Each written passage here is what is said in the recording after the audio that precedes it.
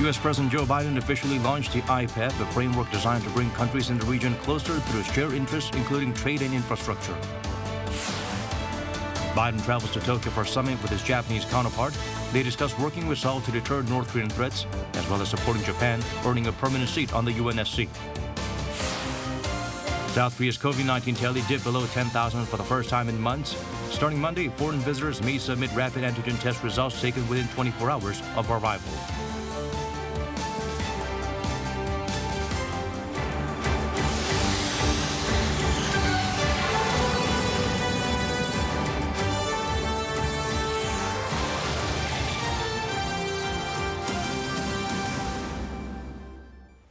Hope your week's off to a smooth start. I'm Daniel Che here to bring the latest. Let's begin with our top story. The Indo-Pacific Economic Framework is officially launched. President Suk-yeol joined the ceremony via video conference and committed to creating a mutually beneficial supply chain in the region. Heung-min starts us off. 인도 태평양 지역의 공동 번영 시대를 열어가기 위해 함께 힘을 모읍시다. 한국도 굳건한 연대를 바탕으로 책임을 다해 나갈 것입니다. South Korean President Yoon Suk-yeol became one of the 13 inaugural members of the U.S.-led Indo-Pacific Economic Framework on Monday, along with leaders of Japan, India, and Australia. Joining the launch ceremony hosted by U.S. President Joe Biden in Japan by video link, President Yoon pledged to create a mutually beneficial supply chain in the region, particularly on chips, batteries, and future cars where South Korean technology excels.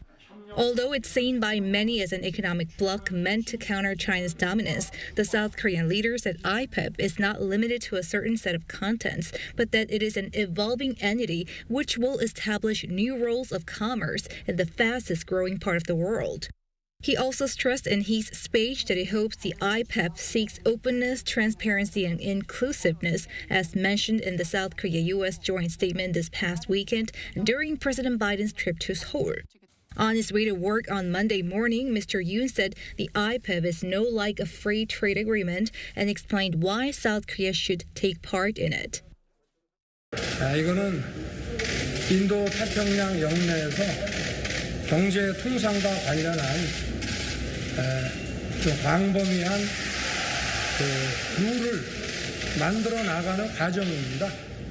그래서 거기에 우리가 당연히 참여를 해야 되는 것이고 그 룰을 만들어가는 과정에서 우리가 빠진다고 한다면은 국익에도 피해가 많이 갈 것입니다.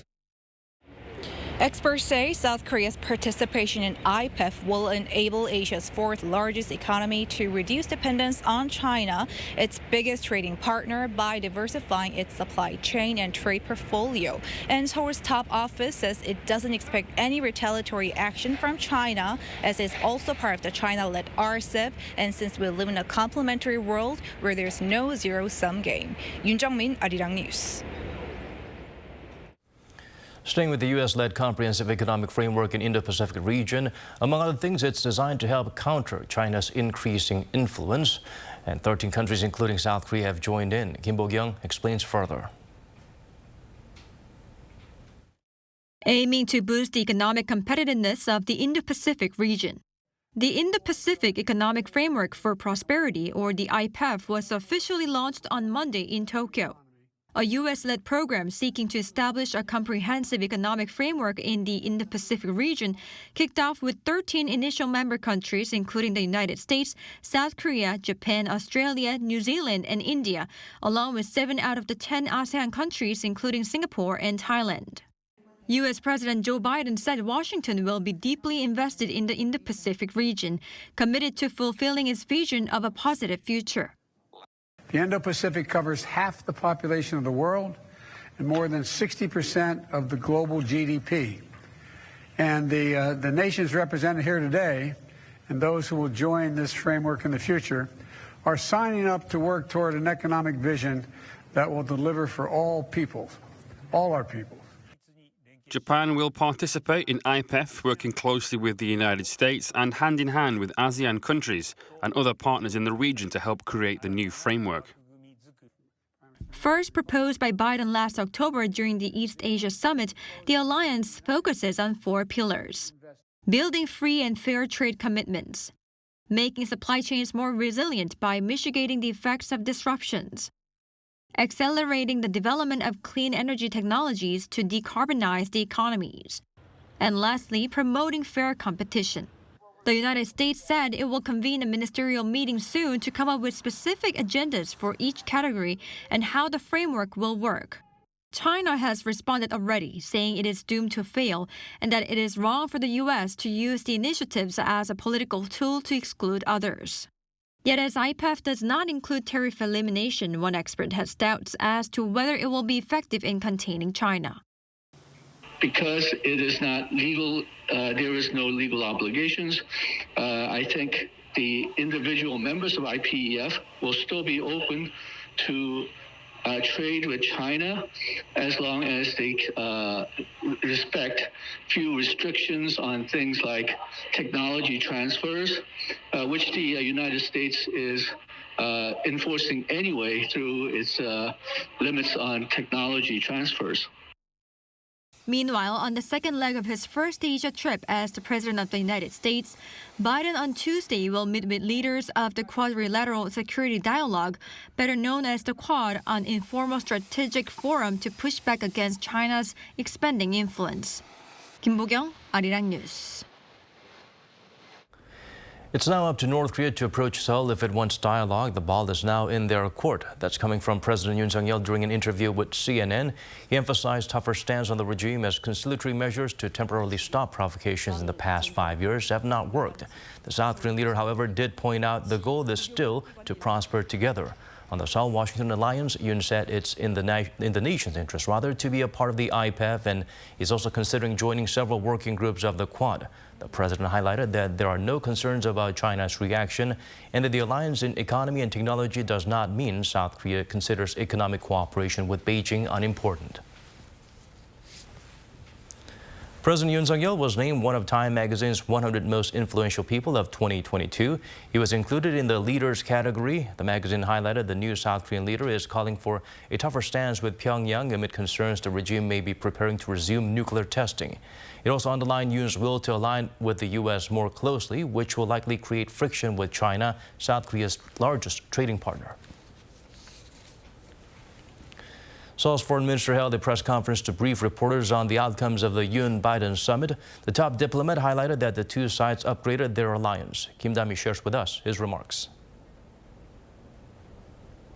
The leaders of South Korea and the U.S. have reaffirmed that they're the closest of partners, enjoying a trust based on shared universal values such as a liberal democracy and human rights, an alliance now at a whole new level. This is Seoul's Foreign Minister Park Jin speaking on Monday at a briefing on the outcomes of the summit between South Korean President Yoon Suk-yeol and his U.S. counterpart Joe Biden. Park stressed that the meeting was the most convivial and friendly summit he's ever attended. The two sides have proposed a vision of a future alliance that is a global comprehensive strategic alliance with plans not only for the Korean Peninsula but also the Indo-Pacific region and the international order based on values such as freedom, democracy, market economy, and human rights. To actively take part in this vision, Park further explained that the Yoon administration is interested in hosting the Summit for Democracy, which Washington proposed late last year to address growing challenges to democracy worldwide, namely China and Russia. He then noted that President Yoon said at the summit that South Korea plans to establish its own Indo-Pacific strategy, which the U.S. side welcomed. It's the first time Seoul has formally proposed a diplomatic strategy based on such a concept of the region. And in a first for a pair of South Korean and American leaders, they pledged to bring to bear all their defense capabilities, including their nuclear missile assets, to deal with North Korea's military threats. The strengthened alliance also covers technology, where South Korea and the U.S. are looking to boost their cooperation in semiconductors and other advanced technologies. Also at the top of the agenda was North Korea's complete denuclearization. According to Park, Seoul and Washington have vowed to deal firmly with Pyongyang's provocations while leaving the door for dialogue open and exploring ways to provide the regime with humanitarian aid. The foreign minister further underlined that by enhancing Seoul-Washington alliance, South Korea has no intention to ostracize China. And he said the foreign ministry plans to launch its own IPEF teams within the North American bureaus to swiftly implement the measures that came out of the Yoon-Biden summit. 김다미, Arirang News. Presidents Yoon and Biden highlighted the concepts of extended deterrence. They also focused on economic security, which involves shoring up their country's supply chains. Han Sang-woo helps us read between the lines. The first segment of the joint statement released by Presidents Yoon Suk-yeol and Joe Biden during the South Korea-U.S. Summit over the weekend is titled "The Linchpin for Peace and Prosperity." That's how important the decades-old alliance is to the two leaders. 우리 두 정상은 북한의 완전한 비핵화라는 공동의 목표를 재확인하였습니다. 안보는 결코 타협할 수 없다는 공동 인식 아래 강력한 대북 억지력이 무엇보다 중요하다는 데 공감하였습니다. While remaining open to dialogue with the North, Yoon and Biden also reaffirmed their commitment to deploying strategic U.S. military assets in a timely and coordinated manner. And one expert believes the two allies' plans to expand the scope and scale of combined exercises is a step towards that. So as not to provoke North Korea, past South Korean administrations downsized combined military exercises and the actual deployment of military resources used in them. There's meaning in the sense that the Yoon administration's trying to revert them back to normal. At the core of the summit is that Seoul and Washington will respond proportionately to Pyongyang's actions based on principle. On the economic front, South Korea and the United States vowed to take their technology partnership to a new level under the belief that challenges posed by the 21st century call for secure, sustainable, and resilient global supply chains of key industries, including semiconductors, electric vehicle batteries, artificial intelligence, and biotech. And I welcome the billions of dollars of investment that Korean companies like Samsung are making in the United States. Investments that will bring our two countries even closer together, cooperating even more closely than we already do, and help strengthen our supply chains, secure them against shocks, and give our economies a competitive edge. Samsung Electronics has committed to a $17 billion chip plant investment in Taylor, Texas, while Hyundai Motor plans to invest $5.5 billion in the construction of an EV and car battery manufacturing plant in Georgia, as well as an additional $5 billion in robotics and autonomous driving software. Rather than relying on other countries, the United States wants to produce these key products locally and secure a stable supply of them. Hence, Joe Biden's welcoming of Samsung and Hyundai's investments. It's also related to employment. Direct investment from foreign companies not only creates factories, but also jobs. Professor Kim cautions, however, that South Korea's investment in the U.S. could cause friction with China and the loss of domestic jobs. Han Sang-woo, Arirang News. Turning now to President Joe Biden's summit with Japanese Prime Minister Fumio Kishida. They touched on working to deter North Korean threats and supporting Japan's pursuit of a permanent seat on the UNSC. Min Suk-yeol has the highlights from that session. U.S. President Joe Biden and Japanese Prime Minister Fumio Kishida held a bilateral summit on Monday at the State Guest House in Tokyo. The two leaders underscored their country's robust alliance and agreed to work together on a wide range of issues, including preserving peace and stability in the Taiwan Strait and imposing sanctions on Russia for its invasion of Ukraine. At a joint press conference, President Biden praised his friendship with Kishida, calling it outstanding. Mr. Prime Minister, you've been outstanding. You've been an outstanding partner throughout this crisis. And our unity in the G7 to impose economic costs on Russia and support the people of Ukraine is sending a strong message about our willingness to defend a rule-based international order. Mr. Biden, who's paying his first visit to Japan as president, also applauded Kishida's determination to strengthen Japan's defense capabilities, saying that a strong Japan and a strong U.S.-Japan alliance is a force for good in the region.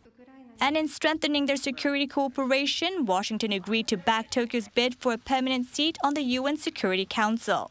Speaking to reporters, Mr. Kishida said he secured Mr. Biden's support for a permanent seat amid growing calls for reform of the Security Council.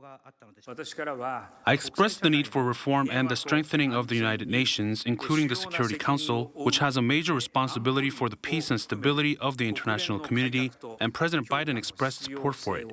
In addition, President Biden said that in the reformed Security Council that he would support Japan becoming a permanent member of the Security Council. On North Korea, the Prime Minister confirmed that he will work closely with the U.S. and South Korea to deter Pyongyang's continued provocations.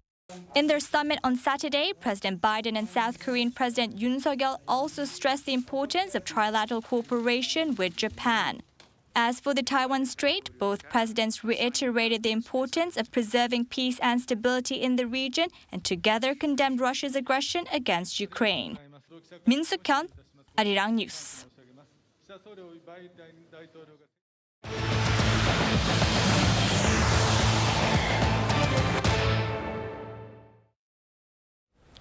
South Korea reported fewer than 10,000 new COVID-19 cases for the first time since January. From Monday, people entering the nation from overseas can choose to submit a rapid antigen test instead of a PCR test.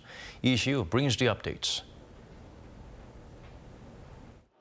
South Korea on Monday reported 9,975 new COVID-19 infections.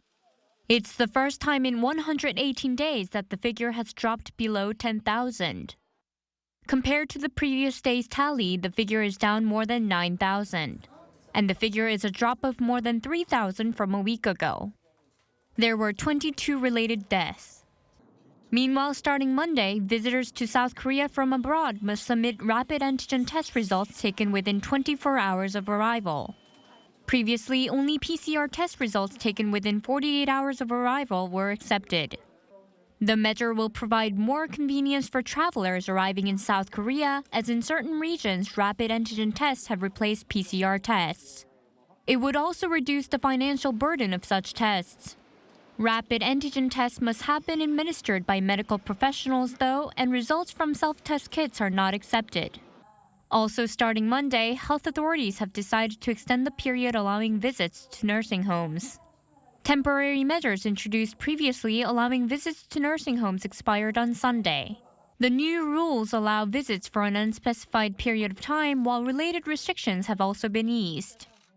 Those not vaccinated for health reasons, such as due to adverse reactions to shots, are now allowed to visit. However, they will need to submit a doctor's note to explain their condition. Before, visitors and nursing home residents being visited both had to be either fully vaccinated or have been recently infected with COVID-19 and have recovered.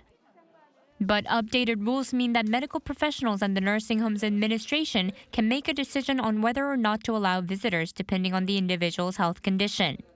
Visits to nursing homes were banned starting November 2021 but reinstated from April 30th amid a downward trend in COVID-19 infections.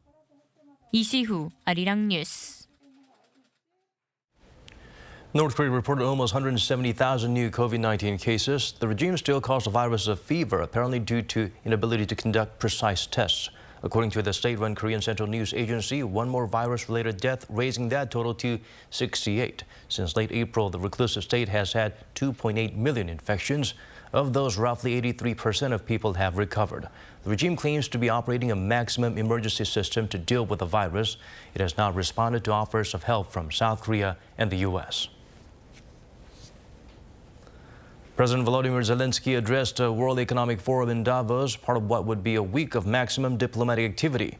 The Ukrainian leader says it is in need of a massive increase in weapons to continue to defend itself against Russia. The country is also looking for help in liberating occupied territories and unblocking its shipping lanes. Zelensky has been urging EU members to positively review providing Ukraine fast-track membership. According to the UN Refugee Agency, over 100 million people have been forcibly displaced due to conflicts. The figure has been propelled by the Ukraine crisis. Turning to the world of sports now, Heung-min is the first Asian player in EPL history to win the Golden Boot. The superstar forward became the league's top scorer this season by scorching the net twice as the Spurs destroyed Norwich City 5-0. Lee Sangye brings the highlights and more. South Korean forward Heung-min of English Premier League side Tottenham Hotspur has become the first Asian player to win the league's Golden Boot after ending the season with a total of 23 goals. Son netted twice in Tottenham's 5-0 victory over Norwich at Carroll Road on Sunday on the season's final day. Son's dazzling performance helped his team secure 4th position in the EPL as well as a coveted place in next season's Champions League. Following the victory, he told BBC Sports that it was emotional to win the award, which was something he had dreamt of as a child. Now, South Korea has become the 13th nation to provide a Premier League Golden Boot winner, following countries including England, France, Egypt, and Senegal. Son tied with Mohamed Salah of Liverpool as the league's top scorers. Both scored 23 goals. Remarkably, none of Son's were from penalty kicks, while 5 of Salah's were. While Son's right foot is said to be his strongest, he managed to score 12 left-footed goals over the course of the season.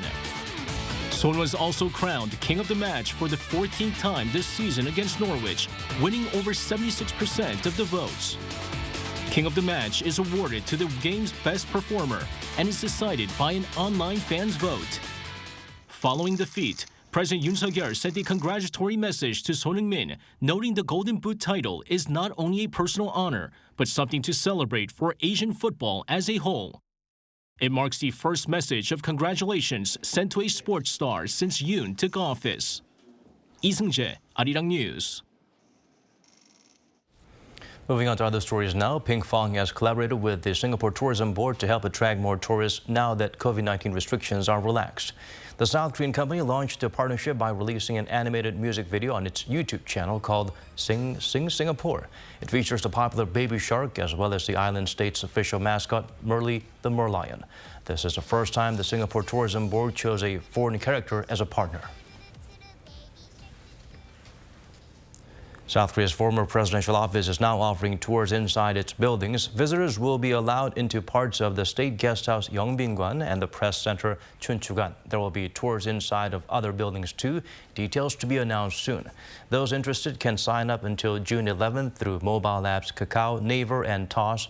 But from June 12th, there will be a new system. So far, more than 377,000 people have visited Cheongwade since it was opened to the public on May 10th.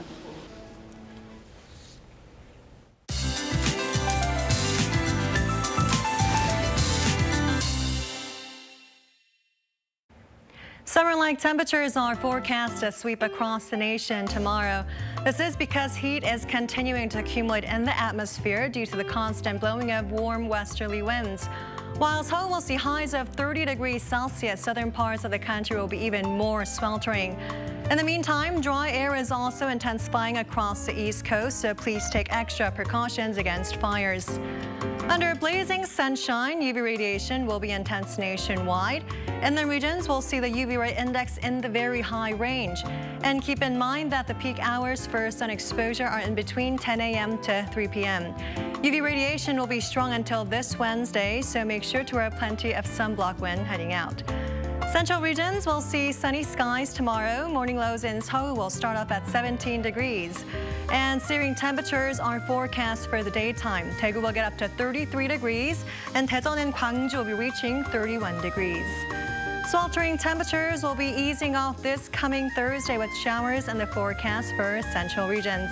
That's all for now, and here are the weather conditions around the world.